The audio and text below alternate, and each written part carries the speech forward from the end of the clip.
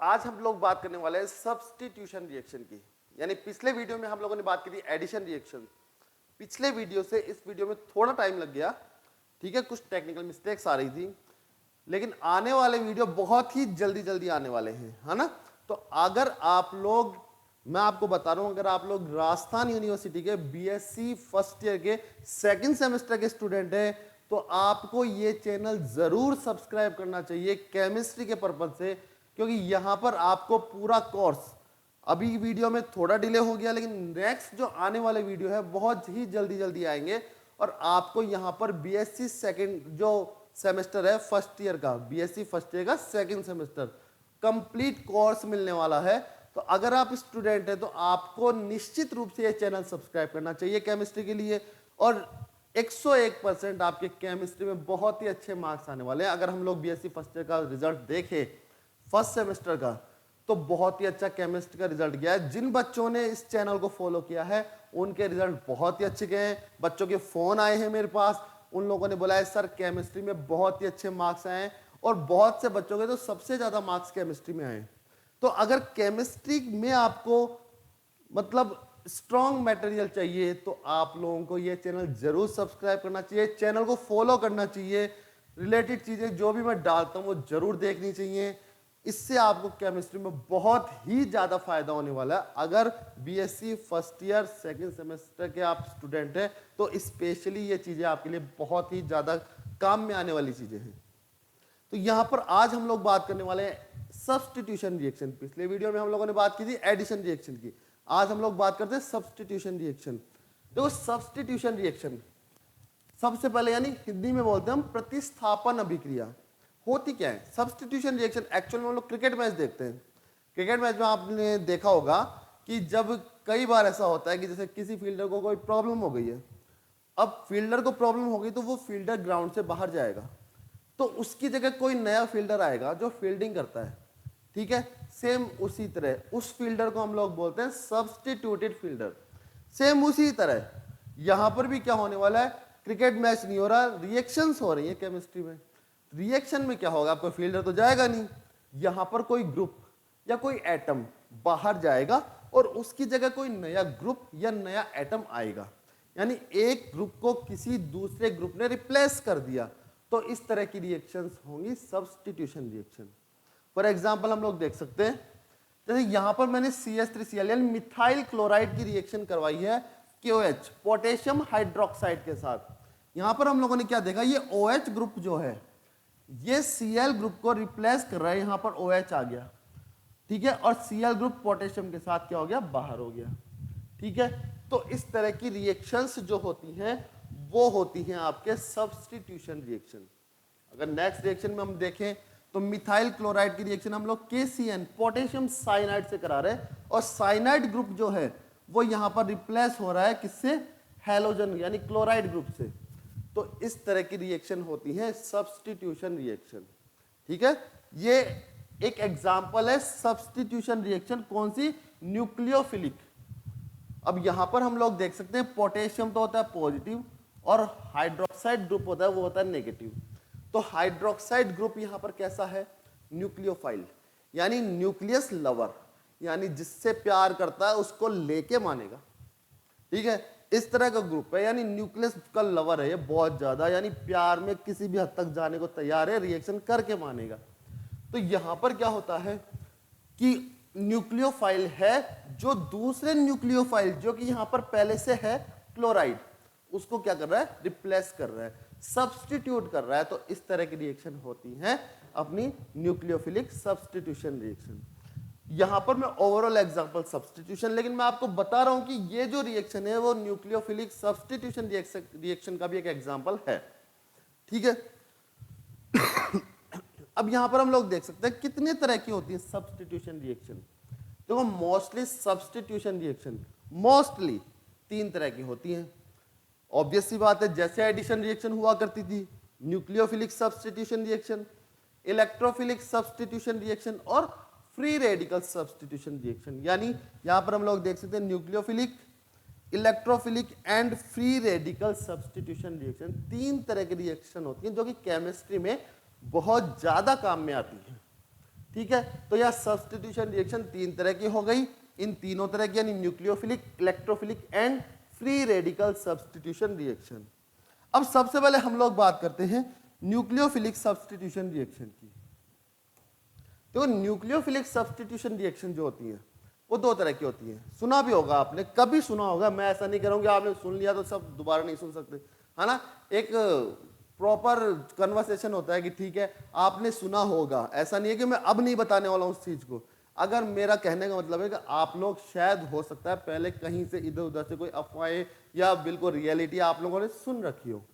तो दो तरह की होती है कि SN1 रिएक्शन और SN2 रिएक्शन। देखो नाम तो है SN1, लेकिन स्टेप कितने में होती है, दो स्टेप में।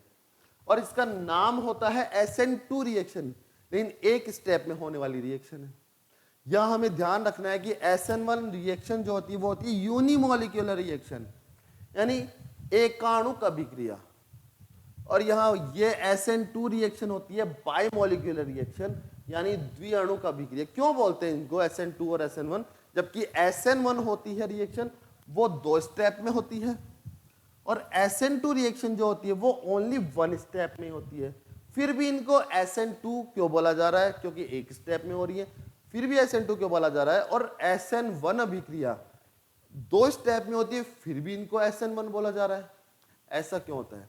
तो सबसे पहले तो मैं आपको ये बताऊंगा SN1 न्यूक्लियोफिलिक सब्स्टिट्यूशन रिएक्शन कौन सी होती है। जब पहला अटैक न्यूक्लियोफाइल का होगा तो रिएक्शन होगी SN रिएक्शन, यानी न्यूक्लियोफिलिक सब्स्टिट्यूशन रिएक्शन। और अगर पहला अटैक किसका होगा, इलेक्ट्रोफाइल का, तो रिएक्शन होगी इलेक्ट्रोफिलिक सब्स्टिट्यूशन रिएक्शन। यानी हमें दिमाग में अच्छे से कॉन्सेप्ट क्लियर कर लेना है कि न्यूक्लियोफिलिक नाम कब दिया गया, जब पहला अटैक रिएक्टेंट पर किसका हुआ, न्यूक्लियोफाइल का, तो न्यूक्लियोफिलिक सब्स्टिट्यूशन रिएक्शन। और जब पहला अटैक हुआ इलेक्ट्रोफाइल का तो हम लोग नाम देंगे इलेक्ट्रोफिलिक सब्स्टिट्यूशन रिएक्शन। बहुत अच्छे से क्लियर हो रहा है। ऐसी कोई चीज नहीं है जो मैं यहां छोड़ने वाला हूं, एक एक चीज को लेकर चलूंगा। कॉन्सेप्ट माइंड में क्लियर होना चाहिए और एकदम रपचिक फर्स्ट क्लास क्लियर होना चाहिए। आप लोगों को केमिस्ट्री यहां से जब पढ़ के निकलेंगे ना तो ऐसे लगेगा नहीं कि जैसे कि कहीं और केमिस्ट्री पढ़ने की जरूरत है आपको। ऐसा लगेगा कि बस केमिस्ट्री तो यही चलती रहे, मजा ही मजा आने वाला है आपको केमिस्ट्री में। एक एक कॉन्सेप्ट आपको क्लियर होने वाला है यहाँ केमिस्ट्री का। तो यहाँ पर SN1 और SN2 दो तरह की रिएक्शन मैंने आपको बताई। SN1 टू स्टेप में, SN2 वन स्टेप में। SN का मतलब पहला अटैक इसका न्यूक्लियोफाइल्स, तो SN सब्स्टिट्यूशन रिएक्शन। ठीक है, तो यहां पर अगर हम लोग बात करें SN1 रिएक्शन की तो एग्जांपल से हम लोग एक्सप्लेन करते हैं। देखो होता क्या है, मान लो कोई भी एल्किल हैलाइड है, कोई भी हैलोजन वाला जो हैलोजन ग्रुप जुड़ा हुआ है, ऐसा कोई कंपाउंड है। हैलोजन ही मैंने क्यों लिया, क्योंकि मुझे पता है हैलोजन क्या नेगेटिव होता है, नेगेटिव वाले सभी क्या होते हैं, न्यूक्लियोफाइल होते हैं। तो न्यूक्लियोफाइल है तो मुझे न्यूक्लियोफाइल के तो रिप्लेस करना है। तो बाकी यहां कार्बन से जो भी समूह, जो भी ग्रुप्स जुड़े हुए हैं, डजंट मैटर, ठीक है। हम कहां फोकस करने वाले हैं, हम न्यूक्लियोफिलिक सब्स्टिट्यूशन रिएक्शन पे फोकस कर रहे हैं। ठीक है, तो यहां पर हैलोजन जो है X वो न्यूक्लियोफाइल है। तो पहली स्टेप में क्या होगा, यहां पर पहली स्टेप जो कि बड़ी स्लो होती है, पहली स्टेप में क्या होगा, ये न्यूक्लियोफाइल यहां से अलग होगा। ठीक है, और सेकंड स्टेप में क्या होगा, सेकंड स्टेप में कोई दूसरा जो न्यूक्लियोफाइल जुड़ने वाला है, नया न्यूक्लियोफाइल, ठीक है, वो यहां जुड़ जाएगा तो रिएक्शन कंप्लीट हो जाएगी। ये रिएक्शन बड़ी फास्ट होती है। चलो अब यहां पर हम लोग देखते हैं कि ये वाली बड़ी स्लो स्टेप होती है और रेट डिटरमाइनिंग स्टेप भी इसको हम लोग कहते हैं। रेट डिटरमाइनिंग स्टेप का मतलब हुआ कि रिएक्शन की रेट ये वाली स्टेप ही बता सकती है हमें। यानी एक बात बताओ, आप लोग स्लो तरीके से चल रहे हो, मतलब स्लो चल रहे हो कहीं, तो एक रेट जो है आपके चलने की वो पता लगाई जा सकती है, किस तरीके से आप लोग चल रहे हैं, कितना रेट है आपका चलने का, क्या वेग है आपका, ठीक है, वेलोसिटी पता लग सकती है।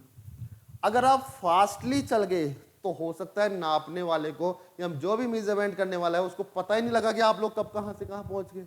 ठीक है, तो रेट डिटरमाइनिंग स्टेप होती है फर्स्ट स्टेप, जो कि स्लो स्टेप होती है। वहां हम रिएक्शन की रेट को पता कर सकते हैं।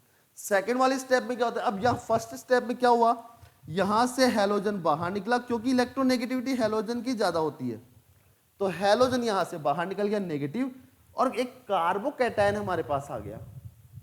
ठीक है, कार्बोकैटायन आ गया। अब कोई दूसरा न्यूक्लियोफाइल आ गया इसके पास। अब भैया ये पहले से पॉजिटिव हो रखा है, मतलब जो बोलते हैं ना कि इसको जरूर कुछ ना कुछ चाहिए, ये मतलब ऐसा है कि बिल्कुल अभावों वाला आदमी है, इसको चाहिए इलेक्ट्रॉन्स, ये किसी भी कीमत पे इलेक्ट्रॉन्स लेना है इसको। तो ये क्या करेगा, तेजी से, जितना तेजी से हो सके नेगेटिव के पास जाएगा। तो नेगेटिव के पास जाएगा, नेगेटिव कौन से होते हैं, न्यूक्लियोफाइल। तो जो दूसरा आने वाला न्यूक्लियोफाइल है उससे बहुत तेजी से रिएक्शन करेगा, फास्टली रिएक्शन करेगा, और सेकेंड स्टेप बहुत ज्यादा फास्ट होती है। तो ये दो स्टेप में होती है SN1 रिएक्शन, है ना। पहली वाली स्टेप स्लो होगी, दूसरी वाली स्टेप फास्ट होगी।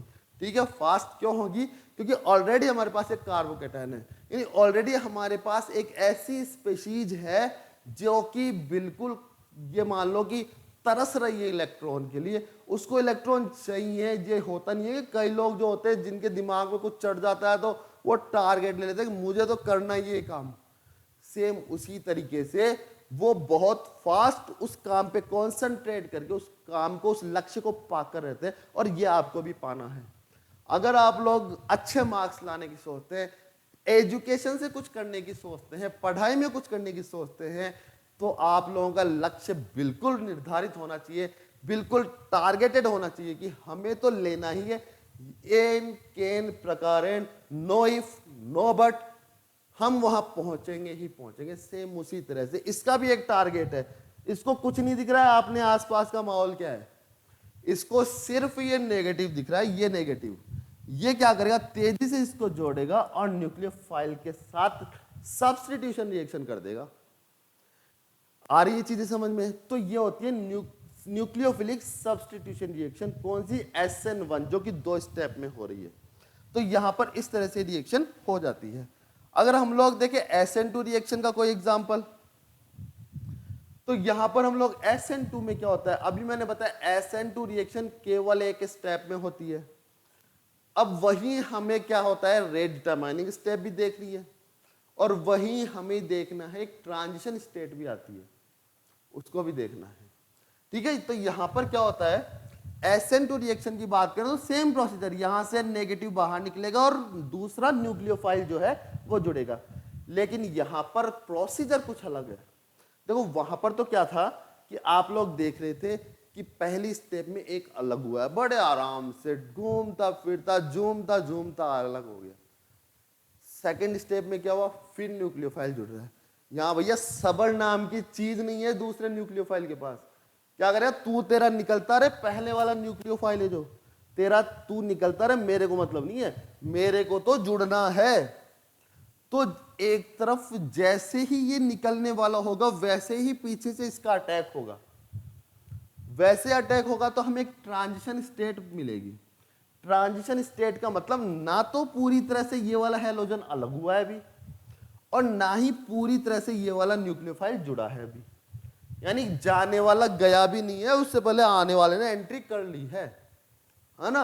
अभी जो सदस्य घर का हमें अच्छा नहीं लगता, उसको हमने घर से निकाला भी नहीं है, कि जिस सदस्य को हमारा घर अच्छा लग रहा है वो एंट्री कर चुका है। यानी जैसे मान लो कोई रूम है और रूम के बाहर जस्ट आपको जाना है, तो न तो अभी आप पूरी तरह से रूम के बाहर निकले हैं और ना ही रूम के अंदर हैं। कहने का मतलब एक पैर आपका रूम के बाहर है और एक पैर रूम के अंदर है। That is transition state. यानी वो जो स्टेट है वो कैसी स्टेट है, ट्रांजिशन स्टेट। तो यहां पर ये हो गई एक ट्रांजिशन स्टेट। ना तो जाने वाला ग्रुप पूरी तरह से बाहर निकला है, यानी अभी हल्का फुल्का बॉन्ड बन रखा है, और आने वाला ग्रुप अभी पूरी तरह से जुड़ा भी नहीं है, यानी स्ट्रॉन्ग बॉन्ड इसने भी नहीं बनाया, ये भी हल्का फुल्का बॉन्ड बना रखा है। ये स्टेप होती है एक ट्रांजिशन स्टेट, इसको हम लोग कहते हैं ट्रांजिशन स्टेट। इस कंडीशन में जो रिएक्टेंट है उसकी एनर्जी सबसे ज्यादा होती है। अब हमें पता है कि एनर्जी बहुत ज्यादा है तो स्टेबिलिटी बहुत कम है, यानी स्टेबिलिटी इसकी क्या है, बहुत ज्यादा कम होगी, यानी एनर्जी बहुत ज्यादा हो रही है, स्टेबल नहीं है वो इस वक्त, एनर्जी ज्यादा होगी तब आप लोग क्या करेंगे, अगर मान लो कहीं से आपके अंदर बहुत ज्यादा एनर्जी आ गई, आपके अंदर जोश आ रहा है बहुत ज्यादा किसी काम को करने का, आप लोग उछलेंगे कूदेंगे, बहुत ज्यादा तोड़ फोड़ मचाएंगे। जैसे नहीं होता इंडिया मैच जीत गए, जैसे इंडिया वर्ल्ड कप जीती होगी कभी, या कभी कोई मैच इंडिया जीत जाती है तो जो फैन होते हैं वो क्या करते हैं, उछल कूद करते हैं, टेबलें तोड़ देंगे, यस जोश जोश में लोग फोड़ देंगे, जो कोई इंडिया को हराने वाला पर्सन होगा उसको भी तोड़ देंगे। सेम एनर्जी बढ़ गई, उनकी एनर्जी बढ़ गई तो उनकी अनस्टेबिलिटी बढ़ गई, उनको पता नहीं है क्या करना है, वो सिर्फ उनके दिमाग में है कि हो हम जीत गए। एनर्जी इतनी ज्यादा हो रही है उनकी उस जीत की वजह से। तो जब एनर्जी ज्यादा होगी तो स्टेबिलिटी क्या होगी, वहां कम हो जाएगी, और स्टेबिलिटी कम होती है, एनर्जी बहुत ज्यादा होती है ट्रांजिशन स्टेट की। उसके बाद क्या होगा, ये देखो यहां से यहां तक का प्रोसीजर बड़ा स्लो प्रोसीजर है, इसीलिए इसको हम लोग कहते हैं रेट डिटरमाइनिंग स्टेप। यहां एक स्टेप में सारा काम हो रहा है और इसी में रेट डिटरमाइनिंग स्टेप आ रही है। तो पहला ये वाला प्रोसीजर हो रहा है, बड़ा स्लो तरीके से हो रहा है, इसमें एक ट्रांजिशन स्टेट बनेगी और ये स्लो प्रोसीजर होगा, इसी को हम लोग कहेंगे रेट डिटरमाइनिंग स्टेप। अब यहां पर क्या होगा, जाने वाला बड़ा लूज बॉन्डेड हो गया, आने वाला बॉन्ड बना रहा है, तो जब ये निकल जाएगा हैलोजन, यहां से निकल जाएगा तो ये स्ट्रांगली बॉन्डेड हो जाएगा। उस कंडीशन में ये बड़ा फास्ट प्रोसीजर होगा और हमें मिलेगा एक सब्स्टिट्यूएंट, यानी एक सब्स्टिट्यूशन रिएक्शन वाला प्रोडक्ट, ये यहां मिल जाएगा। तो इस तरह से SN2 रिएक्शन कितने स्टेप में हुई, 1 स्टेप में। SN1 रिएक्शन कितने स्टेप में हुई, 2 स्टेप में। SN1 रिएक्शन की अगर हम लोग बात करें तो SN1 रिएक्शन 2 स्टेप में होगी, तो फर्स्ट स्टेप क्या होगी, स्लो होगी और रेट डिटरमाइनिंग स्टेप होगी। अगर SN2 रिएक्शन की बात करूं तो एक ही स्टेप में होगी, उसी में रेट डिटरमाइनिंग स्टेप भी होगी और उसी में फास्टली प्रोसीजर होके प्रोडक्ट भी बनेगा। ठीक है, तो ये दो तरह की रिएक्शन होती है, SN1 एंड SN2। अगर हम लोग कुछ एग्जांपल लें SN रिएक्शन के, यानी न्यूक्लियोफिलिक सब्स्टिट्यूशन रिएक्शन के कुछ एग्जांपल लेते हैं, तो यहां देखो इथाइल ब्रोमाइड है, उसकी रिएक्शन हम लोग करा रहे हैं सोडियम एथा ऑक्साइड, सोडियम एथा ऑक्साइड यानी C2H5ONa से जब रिएक्शन होगी तो यहां पर देखो हैलोजन है, हैलोजन नेगेटिव है, यहां पर सोडियम तो पॉजिटिव है और एथा ऑक्साइड क्या है, नेगेटिव है। ऑब्वियस सी बात है, न्यूक्लियोफिलिक सब्स्टिट्यूशन रिएक्शन है, तो यहां से एक नेगेटिव वाला हटेगा और दूसरा नेगेटिव आ जाएगा।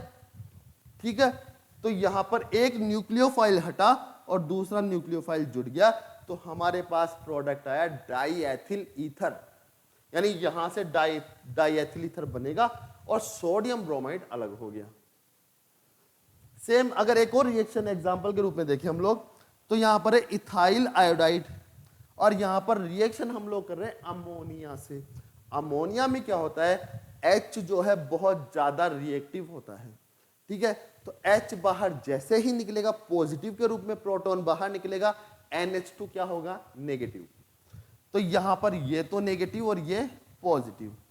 इस कंडीशन में अगर एक आयोडाइड आयन बाहर निकलेगा तो इसको रिप्लेस करेगा यहां से NH2, और जैसे NH2 रिप्लेस करेगा हमारे पास एथिलअमीन यानी प्राइमरी अमीन एथिलअमीन बन जाएगा और HI यानी हाइड्रोजन आयोडाइड बाहर हो जाएगा। यानी ये एग्जांपल हुआ न्यूक्लियोफिलिक सब्स्टिट्यूशन रिएक्शन का। बहुत अच्छे से समझ में आना ही चाहिए, एक ही कंडीशन है, क्योंकि प्रॉब्लम्स हो तो आप लोग मुझसे पूछ सकते हैं। ठीक है, तो ये सब हुआ न्यूक्लियोफिलिक सब्स्टिट्यूशन रिएक्शन। ठीक है, चलो आगे हम लोग बात करते हैं इलेक्ट्रोफिलिक सब्स्टिट्यूशन रिएक्शन। देखो अगर इलेक्ट्रोफिलिक सब्स्टिट्यूशन रिएक्शन यानी ESR इन शॉर्ट, इनको इन शॉर्ट हम लोग कहते हैं ESR, अगर ये रिएक्शन कहीं दिख जाती है तो दिमाग में फटाक से आ जाना चाहिए कि किसकी रिएक्शन होती है, characteristic reactions of organic compounds, यानी ऑर्गेनिक कंपाउंड्स जो सॉरी एरोमेटिक कंपाउंड्स की ये किसकी होती है, कैरेक्टरिक रिएक्शन होती है। कैरेक्टरिस्टिक रिएक्शन का मतलब मैंने आपको बताया पिछले वीडियोस में, जिनकी वजह से उनकी पहचान की जाती है, ऐसा कैरेक्टर हो, जैसे किसी व्यक्ति में अगर कोई गुण है तो उस गुण की वजह से हम उसको पहचान जाएं, तो वो उसकी कैसी प्रॉपर्टी हुई, कैरेक्टरिस्टिक प्रॉपर्टी हुई, जो उसकी पहचान बन गया। सेम चीज यहां पर characteristic reaction of aromatic compounds, यानी एरोमेटिक कंपाउंड्स में ये रिएक्शन होती ही होती है, इलेक्ट्रोफिलिक सब्स्टिट्यूशन रिएक्शंस ये होती है, उनकी वजह से इनकी पहचान होती है एरोमेटिक कंपाउंड्स की। ठीक है, तो यहां हमें ये बात ध्यान रखनी है। चलो एग्जांपल लेते हैं एरोमेटिक कंपाउंड्स की। बेंजीन की रिएक्शन हम लोगों ने कराई मिथाइल क्लोराइड, मिथाइल क्लोराइड से कराई AlCl3 की प्रेजेंस में करा दी, तो यहां पर हमें मिलेगा टोलुइन। ठीक है, टोलुइन यहां पर बन जाएगा। अगर हम लोग सेम रिएक्शन कराते हैं एसिटिल क्लोराइड के साथ AlCl3 की प्रेजेंस में, तो सीधी सी बात है यहां से Cl तो अलग होगा और COCH3 यहां जुड़ जाएगा और यहां से हमें मिल गया एसिटोफिनोन। ठीक है, फ्रीडल क्राफ्ट रिएक्शन आप लोगों ने अगर सुना है तो ये एग्जांपल है फ्रीडल क्राफ्ट रिएक्शन का। फ्रीडल क्राफ्ट रिएक्शन में एसिटोफिनोन ही बनते हैं और कभी कभी टोलुइन भी बन जाते हैं, तो फ्रीडल क्राफ्ट रिएक्शन का ये एग्जांपल है। तो यहां पर हम लोग देख सकते हैं कि एक न्यूक्लियोफाइल हटा, ठीक है, इलेक्ट्रोफाइल, सॉरी, यहां पर हम लोग देख सकते हैं एक इलेक्ट्रोफाइल। अच्छा, इलेक्ट्रोफाइल का मतलब इलेक्ट्रॉन लवर। इलेक्ट्रॉन लवर कौन होगा? जिसके पास इलेक्ट्रॉन की कमी होगी, ऑब्वियस सी बात है, और इलेक्ट्रॉन की कमी जिसके पास भी होगी उसके ऊपर चार्ज कैसा होगा? पॉजिटिव चार्ज होगा। यानी पॉजिटिव चार्ज वाला रिप्लेस हो रहा है किससे? दूसरे पॉजिटिव चार्ज वाले से रिप्लेस हो रहा है। तो इन रिएक्शन में हम देख सकते हैं यहां पर बॉन्ड के इलेक्ट्रॉन किसके पास आएंगे? Cl नेगेटिव के पास, तो ये नेगेटिव और टोलुइन ये CH3 मिथाइल ग्रुप कैसा हो जाएगा? पॉजिटिव। अगर यहां से एक H पॉजिटिव निकल जाता है तो ये यहां आके जुड़ गया, यानी एक इलेक्ट्रोफाइल की जगह कौन सा? दूसरा इलेक्ट्रोफाइल आ गया। तो रिएक्शन कौन सी हो गई? Electrophilic substitution reaction. इलेक्ट्रोफिलिक की बात करूं, यहां न्यूक्लियोफाइल की बात नहीं करूंगा ना। सेम इसी तरह यहां से Cl नेगेटिव बाहर निकलेगा नेगेटिव और ये कार्बन पॉजिटिव।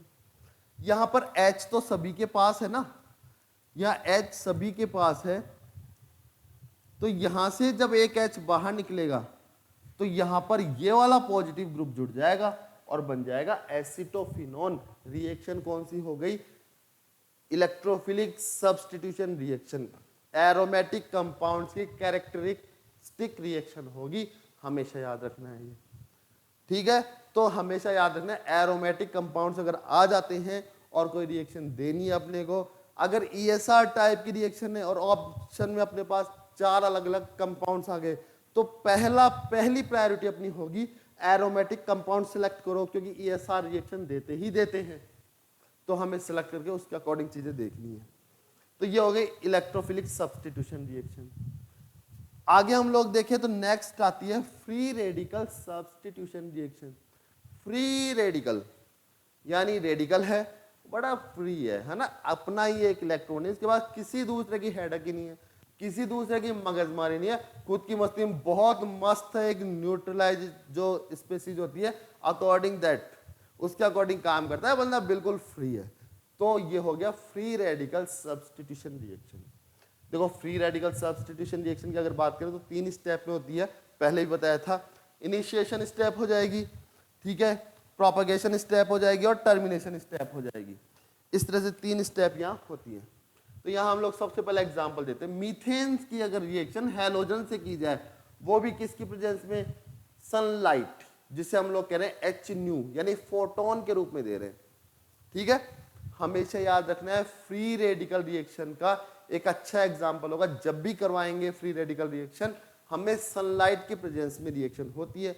और बिल्कुल याद रखना, हमेशा के लिए याद रखना कि जो फ्री रेडिकल रिएक्शन होती है वो 1 दिन में, 2 दिन में, 1-2 घंटे में पूरी नहीं होती है, सालों भी लग सकते हैं, बहुत बरस बीत जाते हैं रिएक्शन कंप्लीट होते होते। बस सूर्य के प्रकाश में हो रही है ना, सूर्य का प्रकाश तो अपने अकॉर्डिंग आता है और रिएक्टेंट उस तरीके से रिएक्ट कर रहा है, तो बड़ी स्लोली चलती है, धीरे धीरे अपने मन मस्त तरीके से रिएक्शन चलती है और चलती रहती है ना।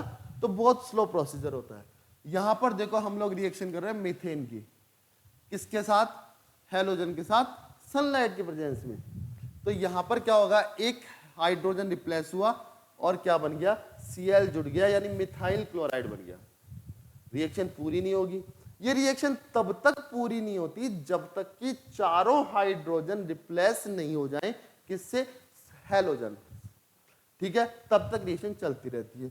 अगर हम लोग यहां देखें तो फिर से रिएक्शन होगी, फिर से एक हाइड्रोजन हटा, एक Cl जुड़ गया यानी CH2Cl2, फिर से एक हाइड्रोजन हटा, फिर एक Cl जुड़ा यानी क्लोरोफॉर्म बना, फिर से एक हाइड्रोजन रिप्लेस हुआ, फिर से एक Cl जुड़ा यानी कार्बन टेट्रा क्लोराइड बन गया। यानी रिएक्शन तब तक कंप्लीट नहीं हुई जब तक कि सारे हाइड्रोजन रिप्लेस ना हो गए हों। तो ये बड़े लंबे समय तक चलती है, सारे हाइड्रोजन को रिप्लेस कर रही है। ठीक है, तो ये होती है फ्री रेडिकल सब्स्टिट्यूशन रिएक्शन। अब यहां हम लोग देखें, ये 3 स्टेप में रिएक्शन होती है। फर्स्ट स्टेप आती है चेन इनिशिएशन स्टेप, यानी श्रृंखला प्रारंभक पद, यानी शुरुआत कैसी हुई। सबसे पहली चीज स्टार्टिंग। स्टार्टिंग कैसे होगी, स्टार्टिंग जब होगी जब ये हैलोजन रेडिकल के रूप में कन्वर्ट हो जाएगा। यानी हैलोजन है, Cl2 है, उसका बॉन्ड टूटा और दोनों Cl एटम के पास एक एक इलेक्ट्रॉन आ गया, इसका मतलब फ्री रेडिकल बन गए। अब फ्री रेडिकल बन गए, अब फ्री रेडिकल किसी दूसरे के पास जाएंगे तो क्या करेंगे, उसको भी फ्री रेडिकल में कन्वर्ट करेंगे। तो यहां पर क्या होगा, यहां पर यही होगा, जैसे मान लो एक फ्री रेडिकल होता है ना, जैसे अपन लोग देखते हैं कि जो जिसके पास बैठता है संगत का असर जरूर आता है ना। अगर लोग कहते हैं ना कि अगर आप कोयले के पास बैठेंगे कुछ कालापन आपके शरीर पे जरूर लगेगा, है ना, तो इंड्यूस्ड हो गई वो चीज वहां पर। सेम, सबसे पहले हैलोजन आया, हैलोजन था, हैलोजन रेडिकल में कन्वर्ट हुआ क्योंकि बिल्कुल नॉन पोलर है, ये नॉन पोलर एटम में एक एक इलेक्ट्रॉन अपने पास आ गया। अब क्या होगा, जैसे ही ये रेडिकल दूसरे किसी भी रिएक्टेंट के पास जाएंगे तो उसको किस में कन्वर्ट करेंगे, रेडिकल में। भाई अब काले के पास बैठेगा तो कुछ कालापन आएगा ना बॉडी में, वही बात है। तो ये इसको रेडिकल में कन्वर्ट करेंगे तो यहां से मिथाइल क्लोराइड बना और एक हाइड्रोजन रेडिकल अलग हो गया। फिर क्या होगा, ये हाइड्रोजन रेडिकल फिर Cl2 के पास गया तो HCl बना और एक Cl रेडिकल हो गया। यानी बहुत सारे रेडिकल हो गया अपने पास, H रेडिकल हो गया, Cl रेडिकल हो गया, CH3 रेडिकल भी हो गया, बहुत सारे हो गए। अब ये क्या करेंगे, आपस में जुड़ेंगे। तो जब आपस में जुड़ेंगे, अब इंड्यूस तो हो गई, स्टार्ट तो हो गई जो अपनी रिएक्शन है, उसके बाद इस तरीके से अब ये चलती जाएगी। Cl है जो CH3 रेडिकल के साथ जुड़ेगा, CH3Cl बनेगा, HCl के साथ जुड़ेगा। ठीक है, ऐसे जुड़ते जाएंगे और चेन टू चेन बनती जाएगी, लंबी लंबी चेन बन जाएंगी प्रोडक्ट की। अब रिएक्शन कंप्लीट हो तो कैसे हो, तो जब रिएक्शन कंप्लीट होगी उस कंडीशन में क्या होगा, सारे रेडिकल जब आपस में मिल जाएंगे तो फिर बचेगा क्या, कुछ नहीं। तो जब सारे रेडिकल आपस में मिल जाएंगे तो वो होगी चेन टर्मिनेशन स्टेप, यानी क्लोज्ड हो गया सिस्टम। जो प्रोडक्ट बनने हैं वो बन गए और रिएक्टेंट पूरे हो गए प्रोडक्ट में कन्वर्ट। ठीक है, और जितने भी रेडिकल है सब आपस में मिल गए और प्रोडक्ट बन गए।